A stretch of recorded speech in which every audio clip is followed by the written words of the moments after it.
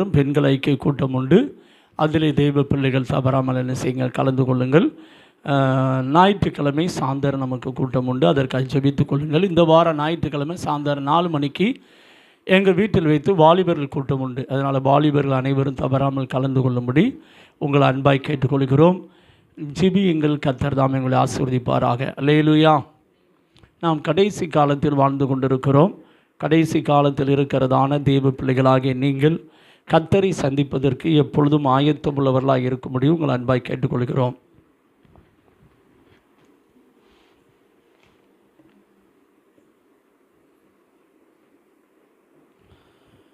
கர்த்தருடைய வருகை ரொம்ப ரொம்ப சமீபமாக இருக்கிறபடினாலே தேவ பிள்ளைகள் உங்களை நீங்களே நிதானித்து பார்ப்பது ரொம்ப ரொம்ப நல்லது. அதை செய்யுங்கள். கர்த்தர் உங்களை என்ன செய்வாராக, ஆசீர்வதிப்பாராக. எங்கு பார்த்தாலும் உணர்வை மழுங்க பண்ணுகிற ஆவிகள் இப்பொழுது அதிகமாக என்ன செய்து கொண்டிருக்கிறது, வந்து கொண்டிருக்கிறது. என்ன ஆவி கிரியை செய்து உணர்வை மழுங்க பண்ணுற, அதாவது அட்ஜஸ்ட்மெண்ட். எப்படிப்பட்ட உலகத்தில் நம்ம வாழ்கிறோம் அப்படின்னா, முன்னாடி காதலிச்சாலே பாவம் அப்படின்னு இருந்துச்சு. இப்போ காதலெலாம் ஒரு பெரிய பாவமாகவே என்ன செய்கிற கிடையாது.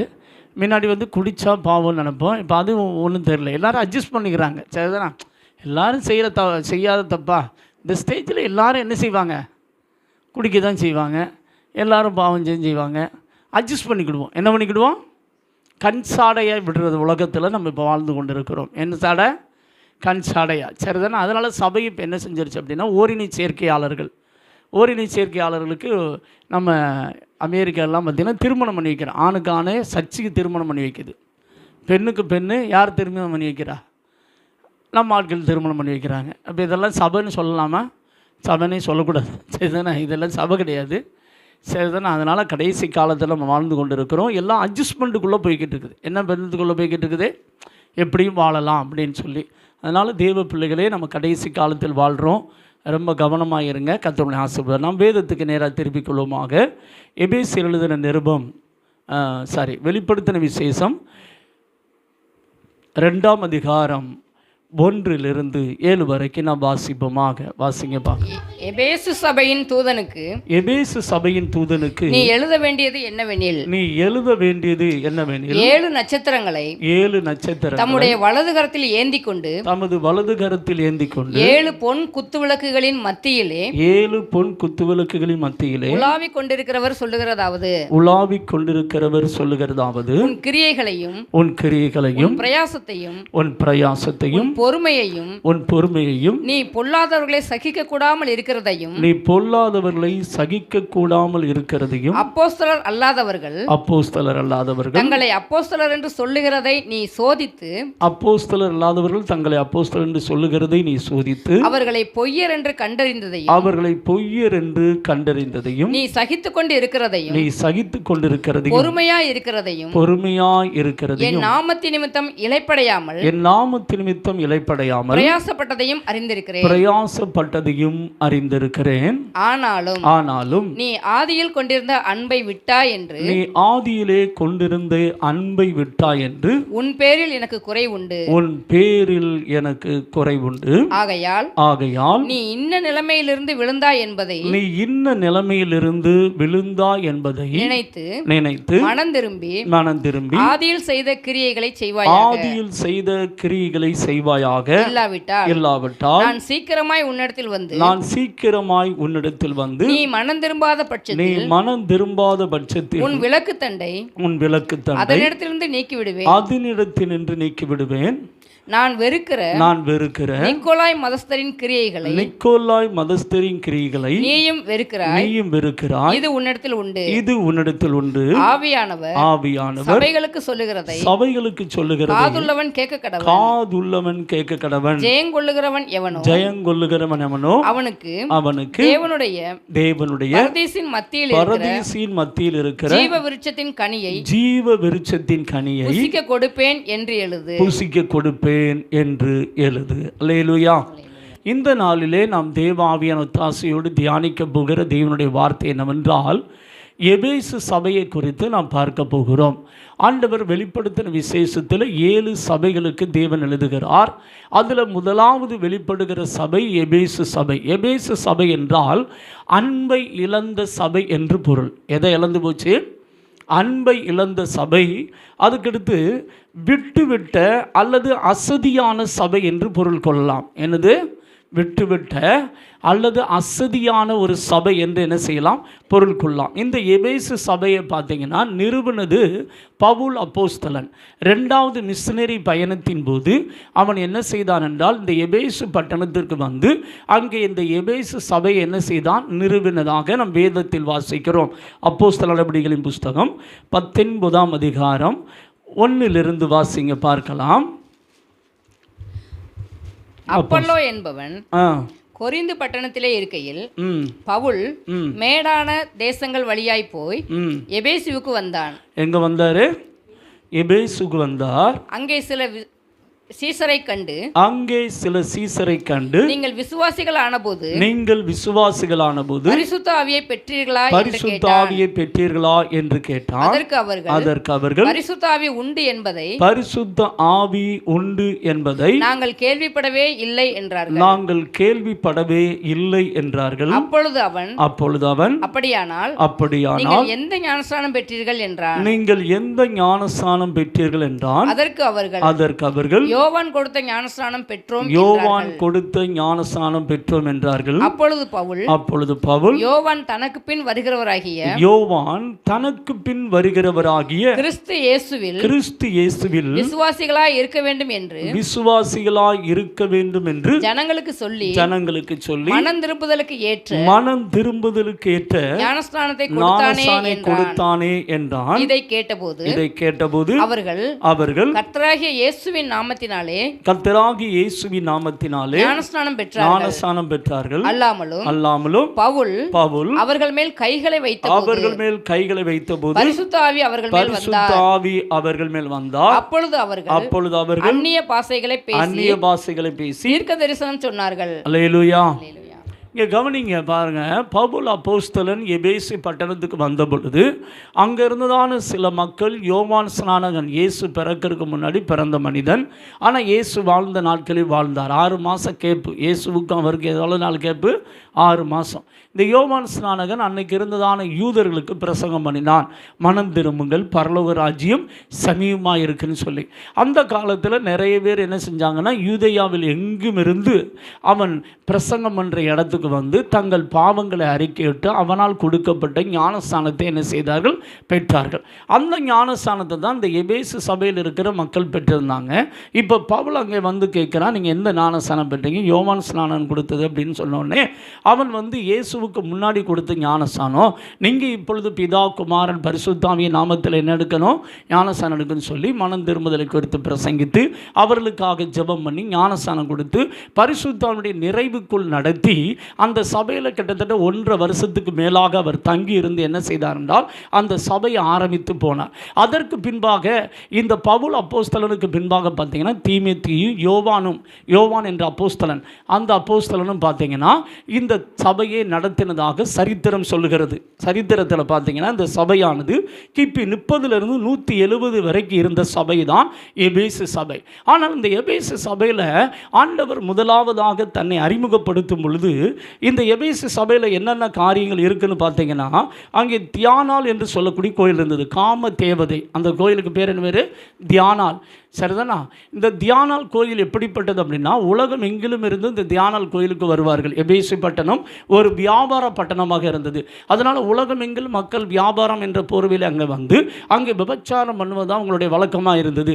அந்த தியானால் கோயில் என்ன நடக்கும் அப்படின்னா தேவதாசிகள் என்று சொல்லக்கூடிய முறை இருக்கும். அதனால் அங்கே ஆராதனை பண்ணுறது விபச்சாரம் பண்ணுறது தான். அப்படிப்பட்ட ஒரு பட்டணத்தில் தான் இவர் எந்த சபை ஏற்படுத்தினார்னா எபேசு சபை என்ன செய்கிறார்? ஏற்படுத்தினதாக நம்ம என்ன செய்ய முடியும்? பார்க்க முடியும். இந்த எபேசு சபைக்கு கர்த்தர் தன்னை முதலாவதாக வெளிப்படுத்தும் பொழுது ஆண்டவர் இவ்விதமாக என்ன செய்கிறார்? வெளிப்படுத்துகிறார். வாசிங்க 1ஆம் வசனம் 2ஆம் வசனத்தை. அப்பல்லோ என்பவன் சரி, அதாவது வெளிப்படுத்தின விசேஷம் 2ஆம் அதிகாரத்தில் எபேசு சபையின் தூதனுக்கு நீ எழுத வேண்டியது என்னவென்றால், தூதன் என்றால் ஊழியக்காரன் என்ற அர்த்தம். ஊழியக்காரனுக்கு ஆவியானவர் இப்பொழுது எழுதுகிறார். 7 நட்சத்திரங்களை தமது வலது கரத்தில் ஏந்தி கொண்டு, எதை ஏந்தி கொள்றாரா? 7 நட்சத்திரம். நட்சத்திரம் என்பது ஊழியக்காரனை குறிக்கிறது. இந்த ஊழியக்காரனை கர்த்தர் எப்படிப்பட்டவர்களாக வைத்திருக்கிறார் என்றால் பிரகாசிக்கிறவர். நட்சத்திரம் என்பது வெளிச்சம் கொடுக்கக்கூடியது. நட்சத்திரம் என்பது என்னதுங்க? வெளிச்சம் கொடுக்கக்கூடியது. இந்த புதிய ஏற்பாட்டு காலத்தில் நட்சத்திரம் என்பது எல்லா மக்களையுமே குறிக்கும். வெளிப்படுத்தல் 1ஆம் அதிகாரம் 6ஆம் வசனம் வாசிங்க பார்க்கலாம். நம்மிடத்தில் அன்பு கூர்ந்து தமது இரத்தத்தினாலே நம்முடைய பாவங்களற நம்மை கழுவி தம்முடைய பிதாவாகிய தேவனுக்கு முன்பாக நம்மை ராஜாக்களும் ஆசாரியர்களும் ஆக்கின அவருக்கு மகிமையும் வல்லமையும் என்றென்றைக்கு உண்டாயிருப்பதாக. இப்போ பாருங்கள், ஆண்டவர் பழைய ஏற்பாட்டு காலத்தில் தான் ஆசாரியர்கள் என்பவர்கள் ஒரு குறிப்பிட்ட மக்கள் மட்டும்தான் இருந்தாங்க. ஆனால் புதிய ஏற்பாட்டு காலத்தில் இயேசுவின் இரத்தத்தால் கழுவப்பட்ட ஒவ்வொரு விசுவாசியுமே ஆசாரியன். அல்லேலூயா. அப்போ நீங்கள் எல்லாரும் இயேசுவுக்காக என்ன செய்யணும்? நட்சத்திரம் போல வெளிச்சம் கொடுக்கிறவர்களாக வாழ வேண்டும் என்று கர்த்தர் என்ன செய்கிறார்? விரும்புகிறார். அதையும் சபை ஆண்டவர் கைகளில் வைத்திருக்கிறார். எங்கே வச்சிருக்காரு? இயேசுடைய கையிலிருந்து அவருடைய ஆட்டை யாரும் என்ன செய்ய முடியாது? பறிக்க முடியாது. அதனால் கர்த்தர் 7 நட்சத்திரங்களை எங்கே வச்சிருக்காராம்? கைகளில் கர்த்தர் ஏந்தி கொண்டிருக்கிறார். அல்லேலூயா. தேவ பிள்ளையே, நீ மனம் திரும்பி இயேசுவை சொந்த இரட்சகராக ஏற்றுக்கொண்டு ரட்சிக்கப்படுகிற பொழுது கர்த்தர் உன்னை பரிசுத்தப்படுத்தி நீ நட்சத்திரம், அதாவது உலகத்துக்கு வெளிச்சம் கொடுக்கிறவனாக நீ மாற வேண்டும் என்று கர்த்தர் என்ன செய்கிறார்? விரும்புகிறார். வேதம் சொல்லுகிறது. யோவான் எழுதின சுவிசேஷம் 8ஆம் அதிகாரம் 12ஆம் வசனம் வாசிங்க பார்க்கலாம். யோவான் எழுதின சுவிசேஷம் 8ஆம் அதிகாரம் 12ஆம் வசனம். மறுபடியும் இயேசு ஜனங்களை நோக்கி நான் உலகத்திற்கு ஒளியாய் இருக்கிறேன். என்னை பின்பற்றுகிறவன் இருளிலே நடவாமல் ஜீவ ஒளியை அடைந்திருப்பான். யாரெல்லாம் இயேசுவை தன்னுடைய சொந்த இரட்சகராக ஏற்றுக்கொள்கிறார்களோ அவர்கள் இருளிலே நடக்க மாட்டார்கள். இருள் என்றால் என்ன? பாவம் என்ற இருள், சாபம் என்ற இருள், வியாதி என்ற இருள், சரிதான, கண் பிரச்சனை என்ற இருள். இப்படி ஒவ்வொரு மனிதனுடைய வாழ்க்கை இருள் காணப்படுது. இந்த இருளுக்குள்ள தான் இன்னைக்கு உலகமே மூழ்கி போயிருக்குது. இந்த இருளுக்குள்ள இருக்கிற உங்களைத்தான் கர்த்தர் என்ன செய்கிறார்? யார் யாரெல்லாம் தேவகுமாரனாகி இயேசு கிறிஸ்து எனக்காக சிலுவையில் எனக்காக என்று உரிமை பாராட்டி இயேசு எனக்காக சிலுவையில் ரத்தம் சிந்தி மரித்து உயிர் தெழுந்தார், அவர் எனக்கு வேணும்னு சொல்லி இயேசுவை ஏற்றுக்கொண்டு பாவத்தை அறிக்கையிட்டு இயேசுவிடத்தில் மனம் திரும்பி அவரை சொந்த இரட்சகராக ஏற்றுக்கொள்கிறார்களோ அப்பொழுது அவர்கள் வெளிச்சத்துக்குள் ஒளியாகி இயேசுவுக்குள் வருகிறார்கள். அல்லேலூயா. இயேசு உலகத்துக்கு ஒளியாக இருக்கிறார். ஆனால் உங்களை என்னை எப்படி மாற்றுறார் தெரியுமா? வெளிச்சமாக மாற்றுகிறார். வாசிங்கள் பார்க்கலாம். மத்தேயு எழுதின சுவிசேஷம் 5ஆம் அதிகாரம் 13ஆம் வசனத்திலிருந்து வாசிப்போமாக. நீங்கள் பூமிக்கு உப்பாய் இருக்கிறீர்கள். உப்பானது சாரமற்று போனால் எதினால் சாரமாக்கப்படும்? வெளியே கொட்டப்படுவதற்கும் மனுஷரால் மிதிக்கப்படுவதற்குமே ஒழிய வேறொன்றுக்கும் உதவாது. முதலாவது நாம் இயேசுவை ஏற்றுக்கொள்ளுகிற பொழுது ஒன்றுக்கும் உதவாது இருந்த நம்மளை கர்த்தர் உப்பாக மாற்றுகிறார். எப்படி மாற்றுகிறார்? உப்பு எதுக்காக பயன்படும் அப்படின்னு கேட்டிங்கன்னா, அது கெட்டு போகாமல் இருக்கக்கூடியது. முதலாவது அது என்ன செய்யும்? ஒரு பொருள் என்ன செய்ய விடாது? கெட்டு போக விடாது. இரண்டாவது, அது சுவை கொடுக்கக்கூடியது. எப்படிப்பட்டது? ஒரு தேவ பிள்ளை இயேசுவை சொந்த இரட்சகராக ஏற்றுக்கொள்கிற பொழுது உங்கள் மூலமாக உங்கள் வீட்டில் உள்ளவங்க கெட்டு போகாதபடி, பாவத்துக்குள்ள மூழ்கி விடாதபடிக்கு கர்த்தர் உங்களை கொண்டு அவர்களை பாதுகாப்பார். அல்லேலூயா. இரண்டாவது, சுவை கொடுக்கக்கூடியது. அது எப்படிப்பட்டது? சுவை கொடுக்கக்கூடியது. எந்த பொருளுமே பார்த்தீங்கன்னா உப்பு இல்லாத பண்டம் குப்பையில் எப்படின்னு சொல்லுவாங்க, பார்த்துருக்கீங்களா? ருசி இல்லைன்னா சிலர் சாப்பிட மாட்டாங்க, பார்த்துருக்கீங்களா? மேக்சிமம் எல்லாருமே சாப்பிட மாட்டாங்க. ருசி இருந்தால் தான் நம்ம என்ன செய்வோம்? சாப்பிடுவோம். வேதம் சொல்லுகிறது, எப்பொழுதும் உங்கள் வார்த்தைகள் கிருபை பொருந்தினதாயும் உப்பால் சாரமேறினதாயும் இருக்கணும் அப்படின்னு போட்டிருக்குது. கிருபை பொருந்தினது அப்படின்னா அன்பான வார்த்தைகள். உப்பால் சாரமேறினது அப்படின்னா என்ன அர்த்தம் தெரியுமா?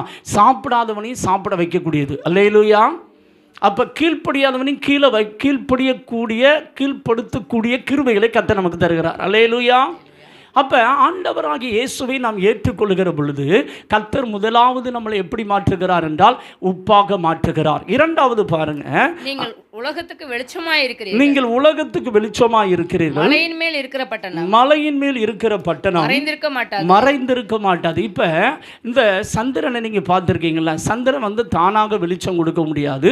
அது எப்பொழுதும் சூரியனை நோக்கி பார்க்க வேண்டும். சூரியனை பார்க்கும் பொழுது சூரியனிடத்திலிருந்து அந்த பவரை என்ன செய்தனா அது பெற்றுக்கொண்டு அமாவாசையா இருக்கிறதான அந்த சந்திரன் நாளுக்கு நாள் பிரைட்னஸ் ஆகி எப்படி மாறும்?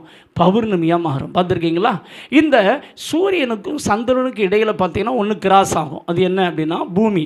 இந்த பூமி கிராஸ் ஆக ஆக ஆக பௌர்ணமியாக இருக்கிறதான அந்த சந்திரன் நாளடைவில் பார்த்தீங்கன்னா கழுதை தேஞ்சு கட்டெரும்ப மாதிரி கடைசியில் இப்படி மாறிடும், அமாவாசையாக மாறிடும். இந்த உலக காரியங்கள் ஒரு சபைக்குள்ளே நுழைய பிரைட்னஸாக இருக்கிற தேவ பிள்ளைகள் எப்படி மாறுறாங்க அப்படின்னா இருண்டு போனவர்களாக காணப்படுகிறார்கள். அப்பொழுதுதான் வழி தெரியாமல் தடுமாறுகிறார்கள். வெளிச்சம் நம்ம கையில் இருந்தால் நம்மளால் எந்த இருளையும் ஜெயிக்க முடியும். அல்லேலூயா.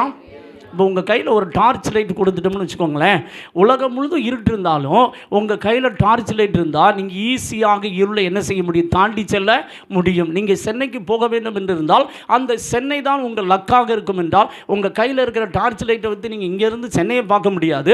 ஆனால் ஒரு குறிப்பிட்ட எல்லைக்கு கடக்க முடியும். அதுக்கடுத்து கொஞ்சம் தூரம் கடக்க முடியும். அப்படியே கடந்து நீங்கள் போக வேண்டிய இடத்துக்கு போயிடலாம். இப்போ நம்ம போக வேண்டிய இடம் எது தெரியுமா? பரலோகம். அல்லேலூயா. முதலாவது ஒரு தேவ பிள்ளை ரட்சிக்கப்படும் பொழுது கர்த்தர் நம்மளையே என்னதான் மாற்றுறார் அப்படின்னா வெளிச்சமாக மாற்றி விடுகிறார். உலகத்துக்கு ஒளியாகி இயேசு நம் உள்ளத்தில் வந்து நம்மளை எப்படி மாற்றுறார் அப்படின்னா வெளிச்சமாக மாற்றி நாம் நம்முடைய வாழ்க்கையில் காணப்படுகிற பிரச்சனைகளை இருள் அடையாதபடிக்கு தடுமாறாதபடிக்கு கர்த்தர் நம்மளை என்ன செய்கிறார்? கர்த்தர் நித்தமும் நடத்தி மகா வறட்சியான காலம் ஆத்துமா திருப்தியாக்கி உன் எலும்புகளை நினமுள்ளதாக்குவார். நீ நீர்ப்பாய்ச்சலான தோட்டத்தை போலும் வற்றாத நீருட்டை போல் இருப்பாய். அப்படின்னா என்ன அர்த்தம் அப்படின்னா இயேசு உள்ளத்தில் வந்தோடனே உன் வாழ்க்கையில் பாவம் என்ற இருளை நீ ஜெயிக்க முடியும். சாத்தான் என்ற இருளை உன்னால் ஜெயிக்க முடியும். கடன் பிரச்சனை என்ற இருளை உன்னால் ஜெயிக்க முடியும். உன் வாழ்க்கையில் வியாதி என்ற இருளை ஜெயிக்க முடியும். அல்லேலூயா. ஆனால் இயேசுவாகி வெளிச்சம் உன் உள்ளத்தில் இருக்கணும். அதான் ரொம்ப முக்கியம். வெளிச்சமாகி இயேசு உன் உள்ளத்தில் இருந்தால், உலகத்துக்கு ஒளியாகி இயேசு உன் உள்ளத்தில் இருந்தால் கர்த்தர் உன் வாழ்க்கையில் நீ எந்த பிரச்சனையிலும் துவண்டு போகாதபடிக்கு உன்னை தூக்கி எடுத்து நீ எந்த பாதையில் முன்னேறணுமோ அந்த பாதையில் கர்த்தர் உன்னை முன்னேற பண்ணுவார். அல்லேலூயா. இன்றைக்கி உலகத்து மக்களை அமுத்தக்கூடிய ரெண்டு காரியம் என்ன தெரியுமா? எபிரேயர் எழுதின நிருபம் 12ஆம் அதிகாரம் 1ஆம் வசனம் வாசிங்க பார்க்கலாம். எபிரேயர் எழுதின நிருபம் 12ஆம் அதிகாரம் 1ஆம் வசனம். ஆகையால் மேகம் போன்ற இத்தனை திரளான சாட்சிகள் நம்மை சூழ்ந்து கொண்டிருக்க பாரமான யாவற்றையும் நம்மை சுற்றி நெருங்கி நிற்கிற பாரத்தையும் தள்ளிவிட்டு விசுவாசத்தை துவக்குகிறவரும் முடிக்கிறவருமாய் இருக்கிற இயேசுவை நோக்கி நமக்கு நியமித்திருக்கிற ஓட்டத்தில் பொறுமையோட ஓடணும். எப்படி ஓடணுமா? பொறுமை. இப்ப ரெண்டு காரியம் அந்த உலகத்து மனிதனை அழிக்குது. ஒன்று பாவம், இன்னொன்று பாரம். என்னதுங்க? பாவம் ப்ளஸ் பாரம். இது ரெண்டும் தான். இன்றைக்கி உலக மக்கள் தற்கொலை பண்ணுறான்ல, அவன் ஏன் தற்கொலை பண்ணுறான்னு நினைக்கிறீங்க? சிலர் வந்து தான் செய்த பாவத்தினால் அவமானப்படும் போது அந்த அவமானம் தாங்க முடியாமல் என்ன செய்கிறான்? போலீஸ் கையில் சிக்கிறோம்னா நமக்கு அவமானம், உலகத்துக்கு தெரிஞ்ச அவமானம் சொல்லி நிறைய பேர் தற்கொலை பண்ணுறாங்க. சிலர் என்ன செய்கிறார்கள்?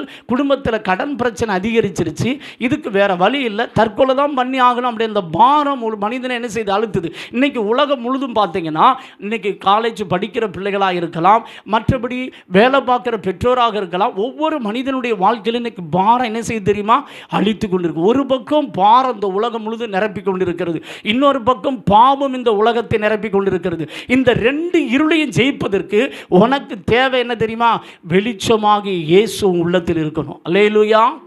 வெளிச்சமாக இயேசு உள்ளத்தில் இருந்தால் மட்டும்தான் உன் வாழ்க்கையில் இருக்கிறதான அந்த பாரத்தையும் பாவத்தையும் உன்னால் ஜெயிக்க முடியும். இல்லை அப்படின்னா உன்னால் ஜெயிக்கவே. அதனால தான் இயேசு சொன்னார், நான் உலகத்துக்கு வெளிச்சமாக இருக்கிறேன், என்னை பின்பற்றுகிறவன் அப்படின்னா என்னை உண்மையான தெய்வமாக சொந்த இரட்சகராக உள்ளத்தில் யார் ஏற்றுக்கொள்கிறார்களோ அவர்கள்தான் உள்ளத்தில் இருக்கிற பாவத்தை ஜெயிக்க முடியும். இன்றைக்கி எங்கே பார்த்தாலும் பாவத்தில் நிறைய பேர் விழுறாங்க, பார்த்துருக்கீங்களா? ஏன்னா பாவ பிரசன்ஸ் பெருகிருச்சு. என்ன பிரசன்ஸ் பெருகிருச்சு? பாவ பிரசன்ஸ். இந்த உலகத்தை இனி வந்து யாராலும் பாவத்தை என்ன செய்ய முடியாது, தவிர்க்க முடியாது. அதனால தான் கவர்மெண்ட் வந்து இப்போ என்ன செய்யுது தெரியுமா? முன்னாடி சட்டத்தை போட்டு பாவத்தை தடை பண்ணி பார்த்தாங்க.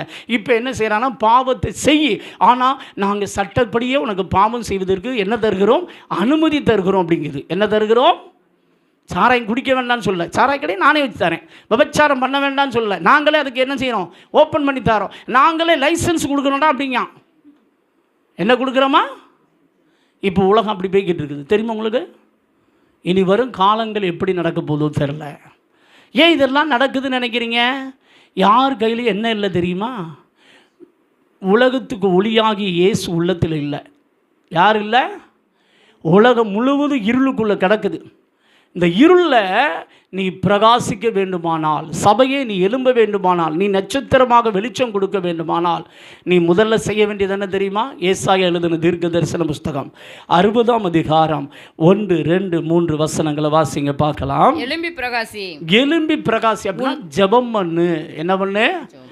ஜெபம் பண்ணால் நீ பிரகாசிக்க முடியும். ரட்சிக்கப்படும் பொழுது உங்கள் வாழ்க்கையில் ஒரு மெழுகுவத்தி போல் நீங்கள் எரிவீங்க. என்ன செய்வீங்க? மெழுகுவத்தி போல். ஆனால் அது தொடர்ந்து கொழுந்து விட்டு என்ன செய்யணும்? எரியணும்.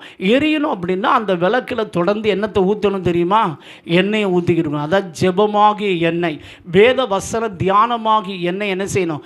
ஊற்றணும். அப்போ தான் நீ எப்படி மாற முடியும் தெரியுமா? பிரகாசிக்கிறவனாக மாற முடியும். அல்லேலூயா. இன்றைக்கி நிறைய பேருடைய வாழ்க்கை எடுத்துக்கிட்டிங்கன்னா ரட்சிக்கப்பட்டிருக்கிறாங்க, ஆனால் அணைஞ்சு போய் கிடக்கிறாங்க. ஏன்னா அவங்க ஆரம்பத்தில் அந்த பெற்றதான லைட்டு வெளிச்சம் சாத்தான் பார்க்குறான், ஃபோன் ஊதுறான், அது என்ன செய்யுது? புகை தான் இப்போ வருது. என்ன தான் வருது? நிறைய பேருடைய வாழ்க்கையில் என்ன வருது? ரட்சிக்கப்பட்ட ஆரம்ப நாட்களில் அந்த ஜெபம் இந்த ஜெபம் அப்படி இப்படி இருந்துச்சு. பைபிள் வாசிக்கிறது, வாஞ்சியாக வாசிக்கிற எல்லா அனுபவம் இருந்துச்சு. இப்போ பார்த்தீங்கன்னா ஜெபம் பண்ண முடியலை, பைபிள் வாசிக்க முடியலை, எந்த ஒரு காரியத்தை செய்ய முடியலை. காரணம் என்னென்னா அநேகருடைய லைஃப் எப்படி இருக்குது தெரியுமா?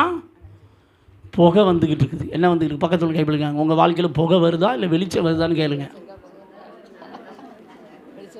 என்ன வருது?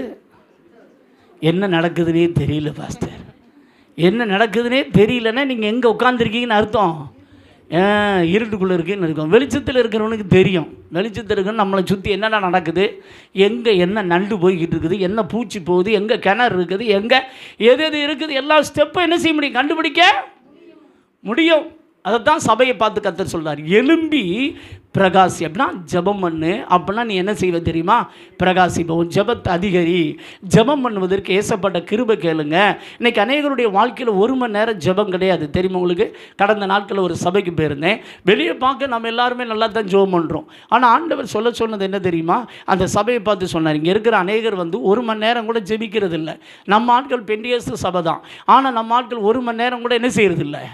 எத்தனை பேர் 1 மணி நேரம் முழங்கால் போட்டு ஜெபிக்கிறீங்க? கொஞ்சம் உங்களையே கேள்வி கேளுங்களேன். 1 மணி நேரம் கூட நீங்கள் ஜெபிக்கலை அப்படின்னா மோகன் செய்யா சொல்கிறார், நீ கிறிஸ்தவனே.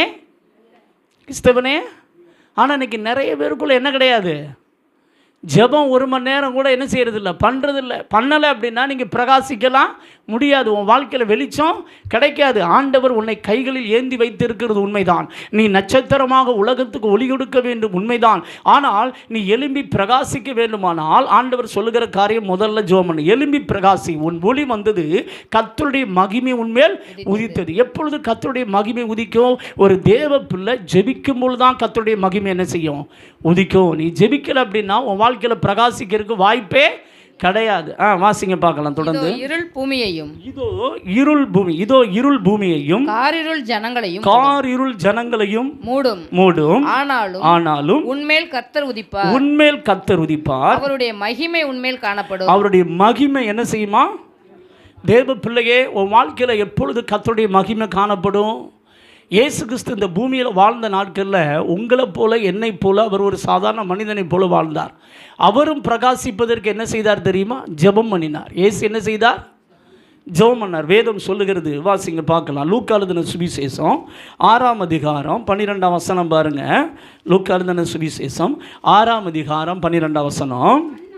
அந்நாட்களிலே அவர் ஜெபம் பண்ணும்படி ஒரு மலையின் மேல் ஏறி, எப்படிங்க? ராம் முழுவதும் தேவனை நோக்கி என்ன செய்தாராம்? இன்றைக்கி நம்ம ஆட்கள் ராம் முழுதும் டிவி பார்க்க சொல்லுங்கள், இல்லைன்னா செல்ஃபோனை வேணால் நோண்ட சொல்லுங்கள், அதை வேணால் நாங்கள் என்ன செஞ்சுருப்போம்? ராம் முழுதும் எதில் உட்காந்துருப்போம்? ஜெபம் பண்ண நிறைய பேரால் முடியல.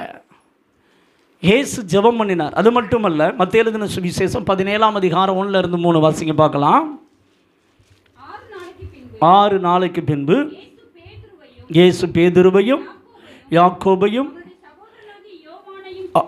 அவருடைய சகோதரனாகிய யோவானையும் கூட்டிக்கொண்டு தனித்திருக்கும்படி உயர்ந்த மலையின் மேல் போய் அவர்களுக்கு முன்பாக என்ன செய்தார்? இங்கே வந்து போட்டிருக்கிறது மொட்டைக்கட்டையாக மறுரூபமானார்னு. ஆனால் லூக்கா எழுதின சுவிசேஷம் 9ஆம் அதிகாரம் 28 to 31 வரைக்கும் வாசிங்க பார்க்கலாம். லூக்கா என்ன எழுதுறாரு பாருங்க. இந்த வார்த்தைகளை அவர் சொல்லி ஏறக்குறைய 8 நாளான பின்பு அவர் பேதுருவையும் யோவானையும்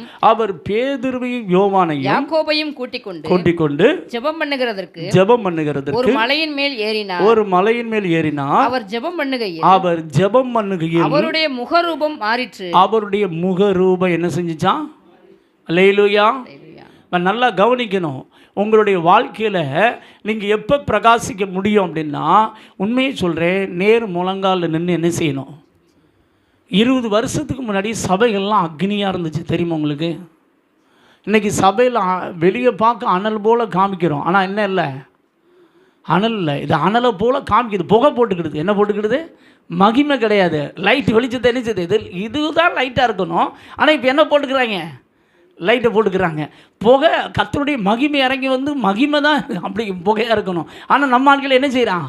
புகையை போட்டுக்கிறாங்க. இப்போ நாட்டில் வந்து இப்படித்தான் நடந்துக்கிட்டு இருக்க ஒழிய ஒரிஜினல் இல்லை. காரணம் என்ன தெரியுமா? அந்த காலத்தில் 1 மணி நேரம்னா நேர் முழங்காலில் விசுவாசிக்கு என்ன செய்வாங்க? நிற்பாங்க. நான் உண்மையை சொல்கிறேன். நீங்கள் ஒரு வேளை சொல்லலாம், எனக்கு கால் வலிக்குது பாஸ்டர், எனக்கு குறுக்கு வலிக்குது பாஸ்டர், எனக்கு மேல் வலிக்குது பாஸ்டர். நீங்கள் முழங்கால் போடுங்க, குறுக்கு வலி ஓடிடும், மேல் வலி ஓடிடும், எல்லா வலியும். அல்லேலூயா. எனக்கு ஒரு நபரை தெரியும், அவங்க சொல்லி ஜெபம் பண்ண வச்சோம். அவங்க இப்போ சொல்கிறாங்க எனக்கு குறுக்கு வழியே கிடையாது. இப்போ 1 மணி நேரத்துக்கு மேலே என்ன போடுறாங்களாம்? ஒரு சகோதரி தான். இப்போ உங்கள் வாழ்க்கையில் நீங்கள் முழங்கால் போட்டால் என்ன வழி ஓடி போயிடும்? தூக்க பிசாசை ஜெயிக்கணும் அப்படின்னா நம்ம என்ன போடணும் தெரியுமா? முழங்கால போடணும். அப்போ தான் நம்ம என்ன செய்ய முடியும்? ஜெயிக்கவே முடியும். இதில் நம்ம யுத்தத்தில் தாங்க நிற்கிறோம். நம்ம எல்லாருமே என்ன எதில் நிற்கிறோம்? யுத்தத்தில் நிற்கும். பிரகாசிக்கணும் அப்படின்னா நீங்கள் சோதனையை ஜெயிக்கணும். அல்லேலூயா. அப்போ உங்கள் வாழ்க்கையில் பிரகாசம் வரணும் அப்படின்னா நீங்கள் முழங்காலில் என்ன செய்யணும்? நின்று ஜெபிக்கணும். இயேசு முழங்கால் போட்டு என்ன செய்தார்? ஜெபித்தார். அவர் வனாந்தரத்தில் ஜெபித்தார், ராம் முழுதும் ஜெபித்தார், மத்தியானம் ஜெபித்தார், அதிகாலையிலிருந்து இயேசு என்ன செய்தார்? ஜெபித்தார். பிதாவின் சித்தம் செய்வதற்கு இயேசு ஜெயித்தார். அவர் சிலுவையில் தொங்கும் போது இயேசு என்ன செய்தார்? ஜெபித்தார். இயேசு ஜெபித்ததினால அவர் உலகத்துக்கு எப்படி இருந்தார் தெரியுமா? உலகத்துக்கு ஒளியாக என்ன செய்தார்? வெளிப்பட்டார். அவரிடத்திலிருந்து வல்லமை பெறுகிற நம்ம, நீங்களும் நானும் என்ன செய்ய வேண்டும்? ஜெபிக்கணும். அதுதான் வேதம் சொல்லுகிறது. ஏசாயா எழுதின தீர்க்க தரிசன புத்தகம் 52ஆம் அதிகாரம் 1ஆம் வசனம் வாசிங்க பார்க்கலாம். எலும்பு எலும்பு எலும்பு எலும்பு எலும்பு சீயோனே, உன் வல்லமையை தரித்துக்கொள். உன் வல்லமையை தரித்துக்கொள். எப்பொழுது வல்லமையை தரித்துக்கொள்ள முடியும்? அதான் இப்போ நமக்கு கேள்வி. நம்ம சந்திக்கிறதான பிரச்சனைகளை பேஸ் பண்ணுவதற்கு இன்றைக்கி அநேகர் வந்து எப்படி இருக்காங்கன்னா, குழந்தையாக இருக்கிறாங்க. குழந்தையாகவே இருந்து 10 வருஷமாகவும் குழந்தையாகவே இருக்கிறாங்க. குழந்தையாக இருக்கும்போது 1 லிட்டர் பால் குடித்தா போதும், சரிதானே? அதை வச்சுட்டு ஓடலாம், ஆடலாம், தலையை பிடிச்சி என்ன செய்யலாம்? ஆட்டலாம். ஆனால் இப்போ 20 வயசு ஆகிப்போச்சு. இப்போயும் நான் 1 லிட்டர் பாலை குடிச்சிட்டு நான் வந்து ஓடுவேன், ஆடுவேன்னா பலன் கிடைக்குமா? சொல்லுங்கள், பலன் கிடைக்குமா? ஆனால் நம்ம ஆட்கள் அப்படி தான் நினைக்கிறான். நான் ரசிக்கப்பட்ட பொழுது எப்படி இருந்தேன் தெரியுமா? பஸ்ட்டு நான் அவ்வளவு நேரம் உலகம் படித்தோம்ல, அப்படி பார்க்குறவங்களுக்கெல்லாம் ஏன் சொல்லி நேசிக்கிறான்னு சொன்னேன். இப்போ என்னால் ஒன்றுமே படுக்கையை விட்டு எந்திக்க முடியல. அப்படின்னா இப்போ ரசிக்கப்பட்டு 10 வருஷம் ஆச்சு. இன்னும் குழந்த மாதிரி கையை சூப்பிக்கிட்டு இருந்தால் ஒன்றும் என்ன செய்ய முடியாது. இன்னும் பால் தான் குடிப்பேன்னா ஒன்றும் நடக்காது. இப்போ இட்லி சாப்பிட்ணும். எத்தனை இட்லி? 5 இட்லியாவது சாப்பிடணும். ஆனால் நம்ம ஆட்கள் சாப்பிட்றது பார்த்திங்கன்னா 2 இட்லி சாப்பிட்றாங்க. வேறு எங்கே பலன் இருக்கு? ஆவிக்குரிய வாழ்க்கையில் நல்ல ஆகாரத்தை, சத்தான ஆகாரத்தை என்ன செய்யணும்? சாப்பிடணும். உட்காந்து வேதத்தை தியானம் பண்ணணும். ஆனால் தியானம் பண்ணுற பழக்கமே கிடையாது. செல்ஃபோனை தான் நாங்கள் இரவும் பகலும் என்ன செய்து கொண்டு இருக்கிறோம்? தியானித்து கொண்டு இருக்கிறோம். நிறைய பேருக்கு தெளிலால் மடி எது தெரியுமா? செல்ஃபோன். தெளிலால் மடி யார்? செல்ஃபோன் தான். அப்படி ரோன்னு என்ன செய்யுது? ரோடாட்டுது. அப்படியே அதிலே பார்த்துக்கிட்டு இப்படியே உட்காந்துரு. எப்படியே என்ன செய்ய? சிம்சோனுக்கு ஜெபம் பண்ணி பிரகாசிக்க வேண்டிய சிம்சோன் யாருடைய மடியில் படுத்துட்டான் தெரியுமா? தெளிலால் மடியில் படுத்துட்டான். இன்றைக்கி நிறைய விசுவாசிகள் படுக்கிற தெளிலால்னா வேறு யாரும் நினச்சிடாதீங்க. தெளிலால்னா செல்ஃபோன் தான். தெளிலால் யார் சொல்லுங்கள்? இன்றைய செல்ஃபோன் போத்திபாரின் மனைவி அப்படின்னு ஒரு ஊழியக்காரர் சொல்கிறார். இன்றைய செல்ஃபோன் என்னது? போத்திபாரின் மனைவியாம். உண்மை தானே? போத்திபார் மனைவி என்ன செஞ்சா தெரியுமா? தனியாக வா அப்படின்னு கூப்பிட்டா. இப்போ செல்ஃபோன் என்ன செய்யுது?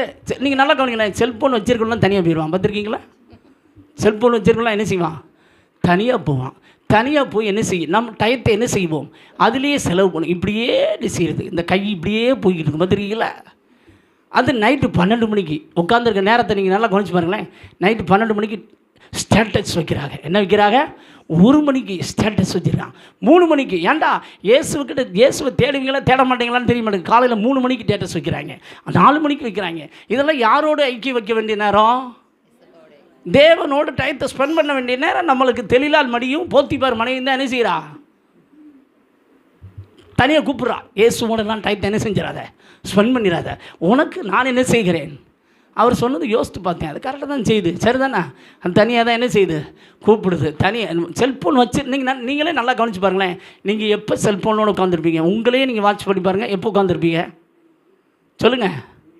தனியாக ரூமுக்குள்ளே போயிடுவாங்க. பார்த்துருக்கீங்களா? தனி அதோடு போய் என்ன செய்கிறது? ஒரு 10 நிமிஷம் பார்க்கணும் உட்காருவாங்க. ஆனால் எத்தனை மணி நேரம் செலவு பண்ணிட்டு இருப்பான்?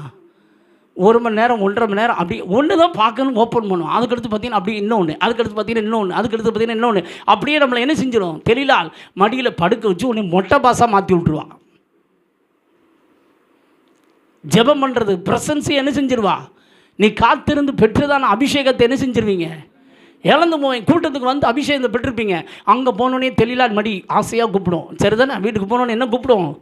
தெளிலால் மடி. கொஞ்சம் நேரம், இவ்வளோ நேரம் ஜெபம் பண்ணிட்டு வந்துருக்கிறேன், இவ்வளோ நேரம் பாஸ்டிங் ப்ரேயர் போனேன், இவ்வளோ நேரம் ஆவியில் நிரம்பினேன், வா நம்மளோட என்ன செய்ய டயத்தை ஸ்பெண்ட் பண்ண. உன்னை மொட்டை பாஸாக என்ன செய்ய வேண்டும்? இப்போ முடி முளைச்சிருக்க முடியை என்ன செய்யணும் சொல்லுங்கள்? என்ன செய்யணும்? கட் பண்ண வேண்டாமா? கட் பண்ண வைக்கதா வைக்கலையா? இன்றைக்கி நிறைய பேருக்கு வந்து பைபிள் வாசிக்கிறானோ இல்லையோ, இந்த இது இல்லைன்னா நிறைய பேர் செத்தே போவான் போல தெரியுது. என்ன செய்வாங்க? நெட்டு ஒரு 1/2 மணி நேரம் கட் ஆயிடுச்சுன்னா எத்தனை பேருக்கு ப்ரெஷர் ஏறுது தெரியுமா உங்களுக்கு? ஏறுதா ஏறலையா? 1/2 மணி நேரம் வாட்ஸ்அப் கேங் ஆயிடுச்சுன்னா உலகமே கேங் ஆயிடுது. உலகமே என்ன செய்யுது? உலகமே அப்போ எந்த மடியில் தான் தூங்கிக்கிட்டு இருக்குது சொல்லுங்கள்? தெளிலால் மடியில் தான் உட்காந்து. நீங்கள் நல்லா கவனிச்சு பாருங்களேன். கல்யாண வீட்டுக்கு போனால் அந்த காலத்தில் சிரித்து பேசுவாங்க. இப்போ எவனாவது கல்யாண வீட்டில் சிரித்து பேசுகிறானா? 4 பையங்க உட்காந்துருந்தாலும் இதில் தான் உட்காந்துருக்கான் சொல்லுங்கள்? இப்போ படித்தாலும் அதுதான், வேலை பார்த்தாலும் தெளிலால் மடி தான் வாழ்க்கையே. அதனால் இப்போ அன்புங்கிறது என்ன செஞ்சு போச்சு? தேவ பிள்ளையே, உன் வாழ்க்கையில் போத்திபார் மனைவியை குறித்தும் தெளிலால் மடியை குறித்து எப்படி இரு? அது வேறொன்றும் இல்லை, இதுதான். சரிதானே? வேற ஒன்றும் நினச்சிடாதீங்க. செல்ஃபோனை பொறுத்து எப்படி இருங்க? கவனமாக இருங்க. தேவையானதுக்கு மட்டுமே என்ன செய்யுங்க? யூஸ் பண்ணுங்கள். அது உங்கள் கண்ட்ரோலில் இருக்கணும். நீங்கள் அது கண்ட்ரோலில் போயிடக்கூடாது. அல்லேலூயா.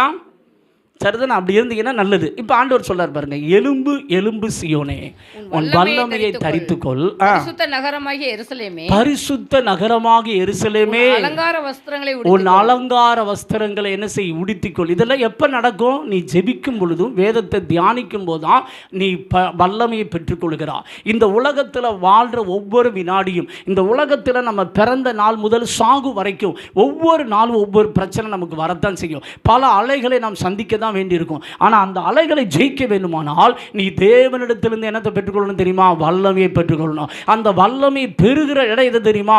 உன் சுயம் சாகிற இடம். உன் சுயம் சாகிற இடம் எது தெரியுமா? இந்த மெடிடேஷன் ப்ளஸ் ப்ரேயர், இது ரெண்டும் தான் உன் சுயம் சாகிற இடம். உன் சுயம் சாகும்போது தேவன் தம்முடைய வல்லமையினால் உன்னை நிரப்புவா.